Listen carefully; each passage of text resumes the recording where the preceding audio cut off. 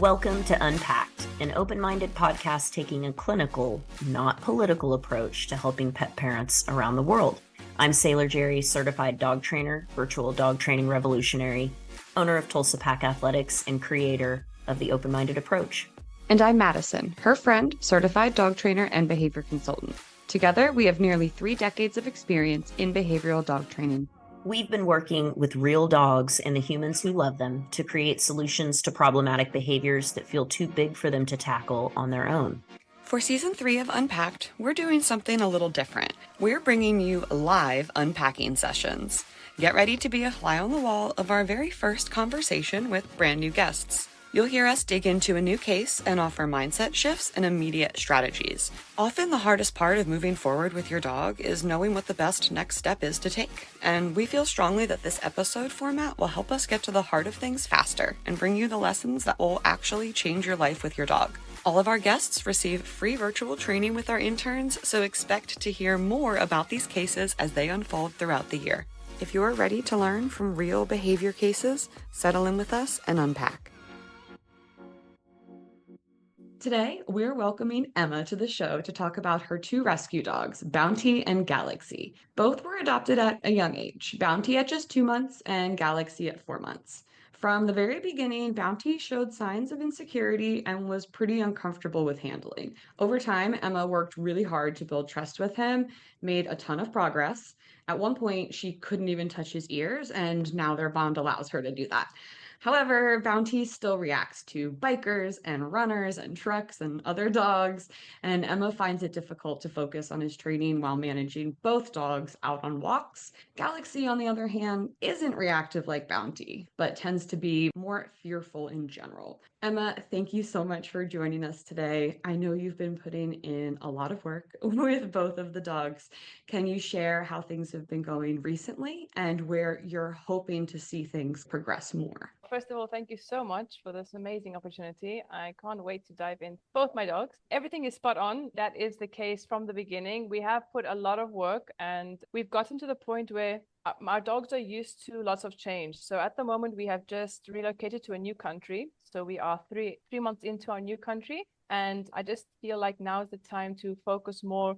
Since they're 3 years old, so they're at that age that now's the time to fix the behaviors that are settled in a way and have become more solid, and not necessarily the good behaviors have become solid. So at the moment, Bounty and Galaxy, so Bounty on walks, he is still reactive towards bikers, cars, and that's only because in Cyprus, where we used to live, anyone that had an SUV usually had a dog in there, and every time they would pass by on the street, dogs would bark at us. So then he associated SUV cars with dogs on the inside. So now he just barks in anticipation of, okay, there's an SUV. We have been keeping our distance. So what I've been trying to do is whenever I see a distraction coming, I try to either stop walking because I know if they're too close to us and I don't have enough space to go back, I'll just stop walking because there's less stimulus for him when he's not moving, which sometimes works, sometimes doesn't work that much, depending on how close they are.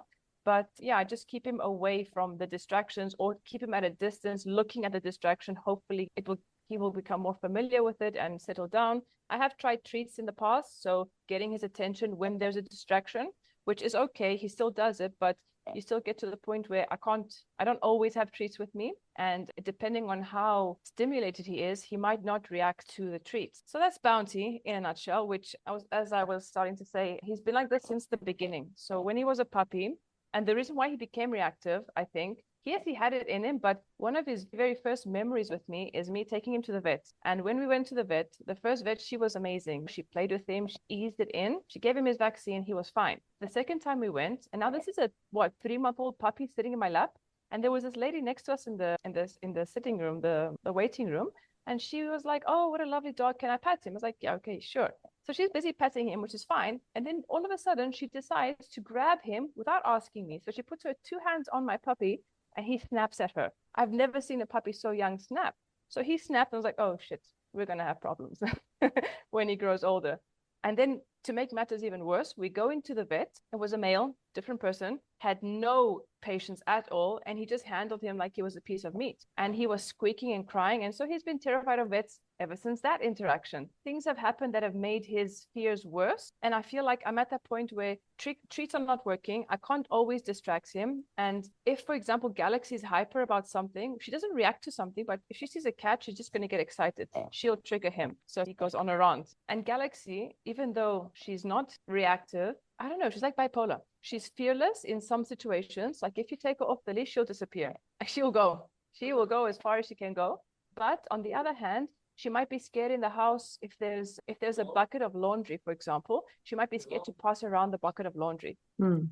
So if something changes in her environment, she gets a little bit weirded out. I wouldn't say changes necessarily, but if something big that wasn't there suddenly appears there, yes. So if the vacuum, which they're fine with the vacuum, I've desensitized them, they don't care about the noise, I can vacuum around them. But if I leave the vacuum in front of her, she'll probably cry because she can't jump over it. Okay.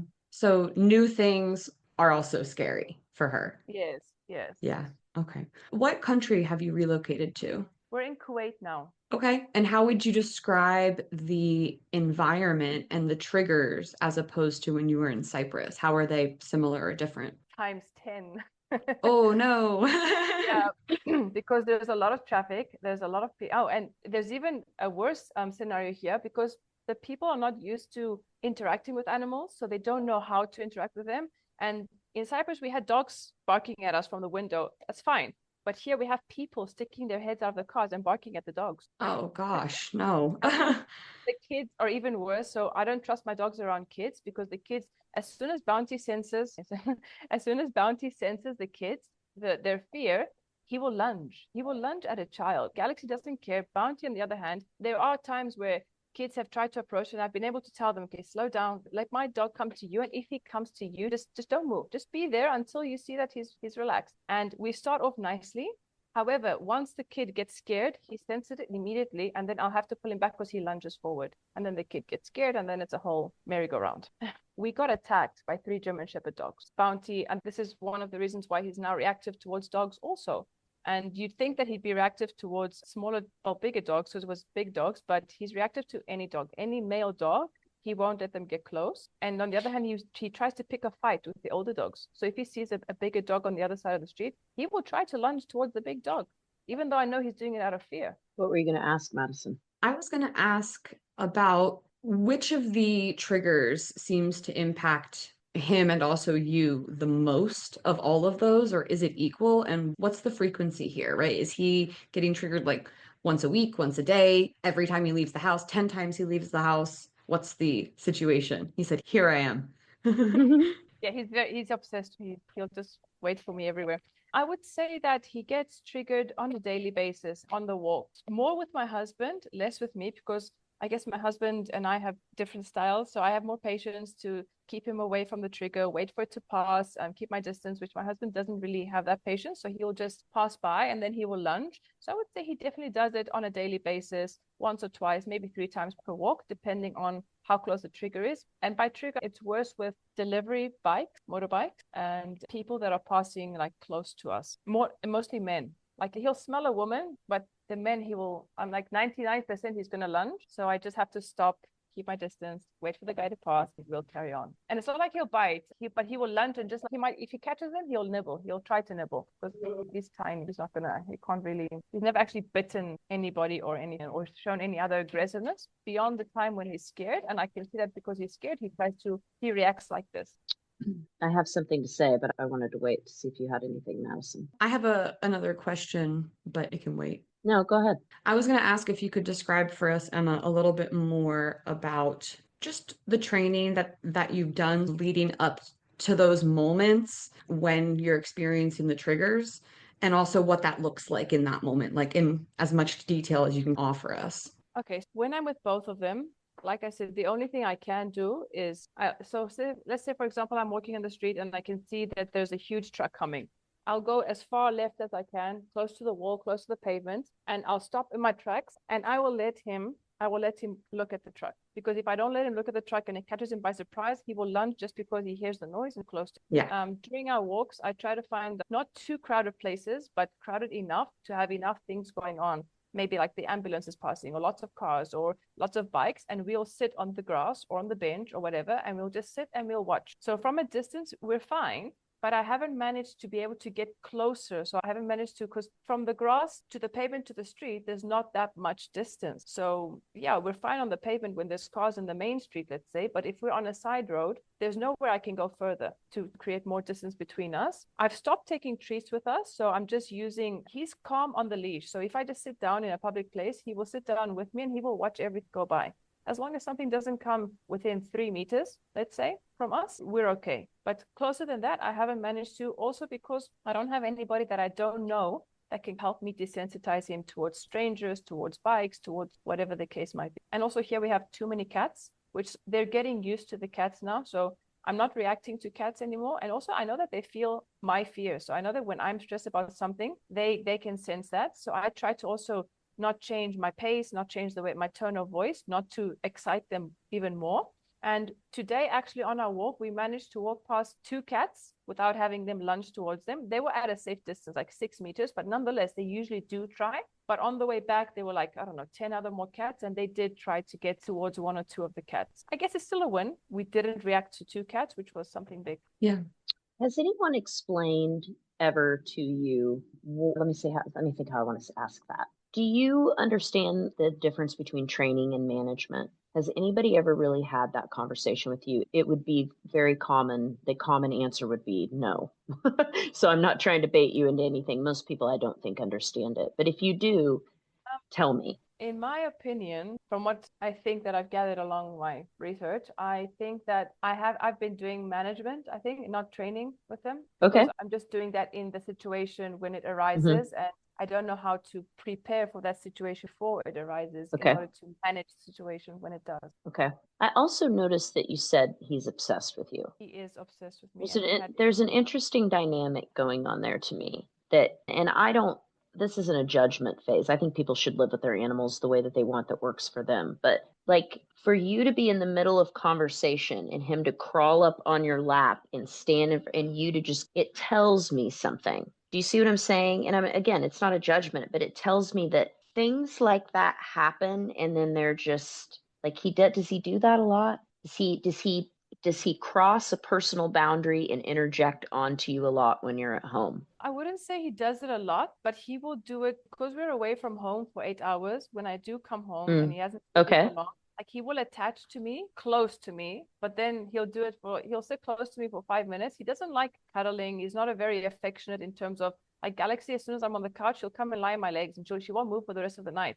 Bounty will come, he'll sit for 5-10 minutes, and then depending on how much he's missed me, how many hours I've been away from the house, then he'll just go and he'll do his thing, or he'll be at a distance to always see me.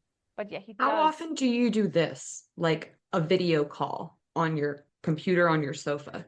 Is it new? Is it something different? I thought he looked weirded out. He had his head on your head. I saw a little bit of whale eye. Yeah. He looked at the computer like, who is she talking to? So I thought he looked just a tiny bit, he looked anxious to me. Like he was like, sometimes dogs will do that awkward, I'm going to stand on you thing when they're just feeling the billy goat. odd. So that's why I was the awkward billy goat. Yeah. Yeah, okay. I think I've never spoken. I think I haven't spoken on the computer, on the couch, like ever. If I'm on my computer, I'm usually at the table. I think they also heard their name. So he's like, why are you talking about me? So he came. He came and looked out the window, was like, what are we doing? Yeah, but I also because I'm a softie, so I do know that I made mistakes in terms of giving him too much choice. For example, when he was a younger puppy, he wouldn't want to go a certain route. He wanted to go his own route. But then I managed to show him that, no, you're not capable of making decisions. I need to make this decision. So this is the way we're going to go. And I didn't do that by pulling him or dragging him or whatever the case was. I did it with treats. Every time he gave me attention, he walked a little bit towards me, I would give him a little treat. That also helped with his recall, because his recall is actually quite good. We took him to the beach the other day and Galaxy sprinted off into the bushes. My husband went after her and then Bounty went to run after them. And I said, Bounty, stop. And he stopped. So we were just sitting there waiting for them to come back. But that could be because he's too attached to me. or because we've practiced this recall game amongst us when he was younger. But I can't say I can rely on that 100%, but it most of the time he listens. What's coming to mind for me is this, and I really hope Madison's heard me say this a million times, but I really hope that this makes sense because I don't have another way to communicate it. And it's part of why I'm being so quiet, is because I've been trying to think of a proper analogy that wasn't just this idea in my head. When people come into recovery, there is a particular thing that some people do, not everybody, but some people, and they'll start detailing all of the issues. What I mean by that is this. They'll try to figure out what it is. And so they'll overanalyze their drinking. They'll say, maybe it's just the time that I drink, or maybe it's just what I drink, or who I drink with, or the place that I drink, or in this deep overanalyzation begins about a very simple issue, which is your life is not manageable.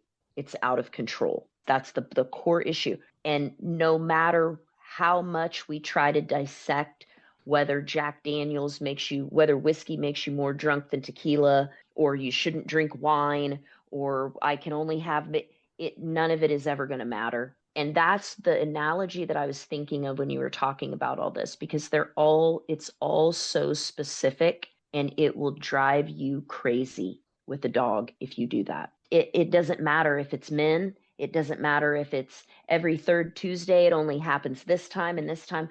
I would throw all of that out the window because it will drive you crazy. It will. We're never going to be inside of their mind. But one thing that we can do is look at what's in front of us. And that's the great thing about dogs, because they're always living in the present moment. We're here and there and everywhere else, but they're only here. So I'm going to put a pin in that sentence right there, and I'm going to add another example. The vet thing, the 12-week-old thing at the vet. It is likely that really bothered your dog, for sure. But the thing that had a more lasting impact was doing nothing about that it bothered your dog when that happened.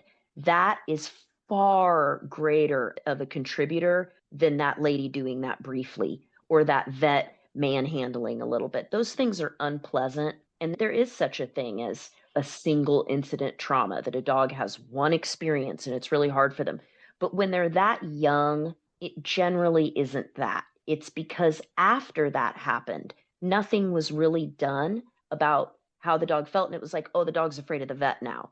And then that story is over the dog now. When in reality, it just had a bad experience, and that could have not been the story had we worked on that. But we don't know what we don't know. We're all going through life bumping into walls. Like, we don't know. So that's what I'm thinking about, is how can we, in this phone call, because I think that we can, in this episode, how can we help you and people like you shift your perspective from all of these things that are going on laid out in front of you like playing cards, how can we change that to, what if I didn't have all of these in front of me? What if the whole story was erased and I had to walk outside with my dog today? What would I do to help my dog? What would I do to move forward? How can I set some of these things down and come up with a plan? The first thing for me would be, you and your husband got to get on the same page, or only one of you needs to be doing stuff. Because what's got to be, there's a phrase in the US, is what's good for the goose is good for the gander. And it's basically just that everybody needs to be doing the same thing. Because if a dog, we get good at what we practice. And if a dog is allowed to rehearse undesirable behaviors with one parent and not with the other, that gets confusing, and you will not have the results that you want. But no, Go ahead. Saying that is 100% true. And I know that's a whole different story, us getting on board. But the dogs they act different when they're on the walk with him, and they act different on the walk with me. So they know that there's different expectation from us. So whereas Galaxy will just pull her lungs out, Leonard, my husband, when she's with me, because I don't let her walk unless she stops pulling. And that's so she's much more calmer with me. So I think that even if I can't get him on board because of, I don't know, lack of patience, lack of time during the walk, because it's right before work, so whatever the case might be, I think it's still worth me finding a way to practice with them as much as I can, because I do spend more time with, and then slowly get my husband on board later. Yeah, in those situations, you do just have to do the best that you can. You're dealing with two people, not one, and you can't make it. But what I always suggest is, if a person is struggling to maintain a training program, then just make them part of the management program. They don't need to be part of the training program. They can help in many other ways, and it might be ways that they, find more enjoyable for them. No, I would be on the training program by myself. I would involve my husband on it. Like, I'll just be doing that alone. That's a very common thing women say to us, as a matter of fact, when they have husbands. And it's okay. Management is still so important, and Yeah, having help yeah. and having consistent help on management is still a huge deal. And there's a lot of people that don't even have that. Okay, Jerri, I had two thoughts when you said, Okay. what can we do on this episode, on this call? My Yeah, first thought was that's to great. get like super crystal clear about the management bucket versus the modification bucket, right? Boom. Management Yes. makes today less stressful, makes today less risky. Modification changes tomorrow, makes tomorrow look different. Two totally separate things. You actually can't even get to modification till you have management figured out and in place because of that rehearsal of behavior.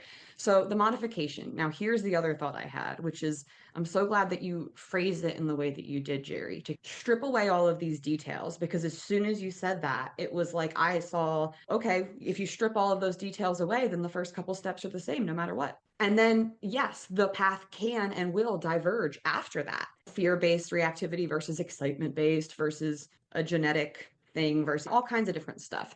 And we learn a lot during those first couple steps to help us figure out what the right path is. So we don't have to just guess now, because I have a lot of hesitation in even doing like assessment diagnosis, because a lot of times when you take those first couple of steps, things look really different than they did before you took those first few steps. For me, in my training, those first few steps are going to look like food, a different relationship with food for your dog, and building patterns that are really easy for your dog to repeat. For some dogs, that's having verbal communication. For some dogs, that's having a hand signal and movement and something that your body is cueing to them. Every dog is super different. For some dogs, it's a scatter and just getting them into their natural dog state. But that does a lot more for us than just having a treat to distract them. That is activating the parasympathetic nervous system and actually allowing them to regulate and actually recover. Because unfortunately, it sounds like there are plenty of triggers to be stacking on a single walk. So we really need to have these like decompression pit stops along your walk to bring them back down to a baseline. The other thing is Bounty's got to be walked solo for modification. Can we build really good management to where you feel much more equipped to walk both of them? Yeah. And that's going to get easier over time, but not if you can't prevent the reactive behavior when you have both of them. Not until you're at that point. Until you're at that point, solo walks, because that's no fun for anyone. Then you're stressed, and then Bounty's stressed, and then, everyone, like, nobody really gets anything out of that. And then we're just taking steps backwards versus taking half as long of a walk for each of them individually. It's the quality, right? Much more important than the quantity. Okay, that was my just word I would vomit. I would not have said it that eloquently, but that is exactly what I do as well with my clients. Is everybody starts at step one. We start building a different relationship with food. We don't use treats at all. I really don't care to. If a dog needs more than its food, we can add in an egg, baby. A sweet little egg, because I want the relationship to really be there with the food and the dog, but also the concept and the person. Like, I spent many years not training with food because I really just didn't understand. I really had no idea how to build food drive. I didn't know the power of reinforcing things all the time. I didn't know what Mattison just talked about. I just made a video about it the other day, about changing patterns. And how do you change a pattern if you have no reinforcers? If it's just you and a leash, it's not, I don't want to say it's not possible. It's just, ugh, what a hard road to hoe. It just seems it's just I do it that way when there's an easier, clear where, and now there are and it's alternative reinforcements that we can also add in: play, toys, affection, hype. Let's go, right? Add things in, layer things in. Food will always be the clearest. It will always be the best for teaching things. It's so clear. You can be so accurate with your reinforcement in a way that you can't with other stuff. Yeah. I've inadvertently taught my dogs so many things with food that I taught him how to run full speed on cue. I didn't even mean to do that.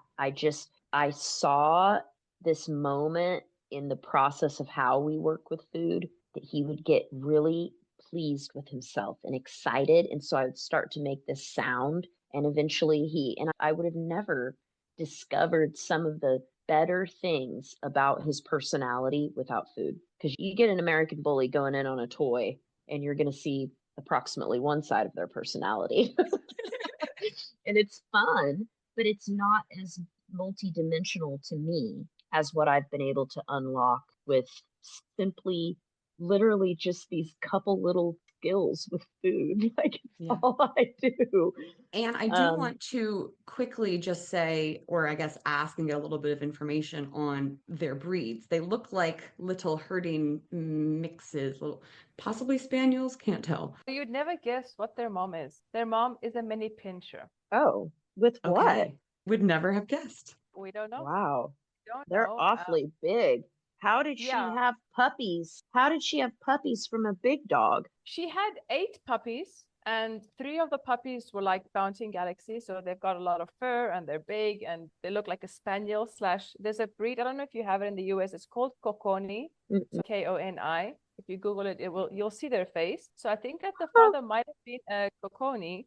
They also have a little bit of spaniel characteristics. Galaxy, she's amazing with her nose. She could easily be trained to sniff out whatever you want. Bounty, on the other hand, it's got nothing to do with that. But I think that he's got such an emotional connection with people that he could have been, if he had been trained better, he could have been like an emotional support dog. I think that he could have been. Interesting. But yeah, I thought they were just some kind of like a spaniel mix or something. The reason I thought herding was when you said that Bounty seems to have the need to watch and to see. I thought maybe there was like a herding thing in there, but I agree, he's got a little spaniel face, which is got a little soft spot for that.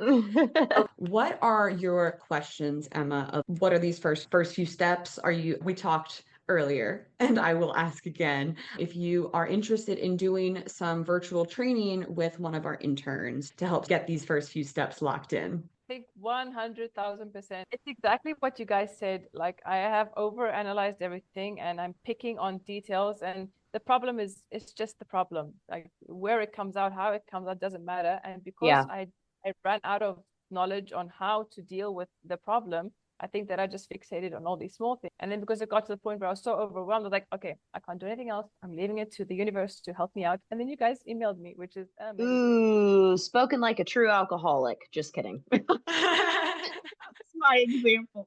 That's exactly the process. That's what happens. The universe just opens the door. Human mind. Yeah, it's the human mind. It's the human condition to overanalyze, to pick apart, to be stuck and stopped where your knowledge ends. It happens to all of us. I'm glad the universe opened its wacky little doors to us. Well, it was about time. I've been putting it out there. I've been trying. I've had them there'll be 3 this February. End of February is their birthday. And I've been trying as much as I can with whatever resources I could get my hands on, but it got to the point where it's not enough. And to be honest, like, life is really expensive. I know it's in the US expensive. It's expensive in Kuwait, and it's not affordable to, like, dogs are really everything in Kuwait is 10 times more expensive than in Cyprus. And I used to feed them raw. Wow. 10 times. I'm telling you, if I was paying, I'll speak to you in euros, but you'll get the analogy. I was paying about €4 for 1 kilo of pre-made raw mix in Cyprus. It's 25 euros in Kuwait for 1 kilo. Oh my gosh. Yeah. So I've now switched from raw to homemade. That's not sustainable. Goodness me. Wow. No, we don't make that much money. So because I've been spending all this money on traveling with them, making sure they have everything they need, supplement-wise, food-wise, whatnot, I haven't managed to put aside for their training. I know it's supposed to be a priority, but it's never been the right time. So I'm so glad that we are glad that the time is right. Me too. And it's great for the interns too. It's really, I encourage dog trainers as much as possible to work with people from different countries, learn about what those countries are like and what those people are facing and what the cultures. We do this thing in the West where we're like, everything's exactly like us. And so we just don't get the exposure. So I'm happy for everyone involved to learn and progress together. Absolutely. So I will reach out to you, Emma, and get that set up and answer any questions you have in the meantime in the transition. But again, just thank you so much for hopping on with us and talking about your two. This, I think, was a really great, different look at this type of behavior, because we really weren't talking about the behavior. We were talking about the solution. We're talking about what do we do? How do we move forward? And that's what we're just trying to do. Gold. That's the goal. Exactly.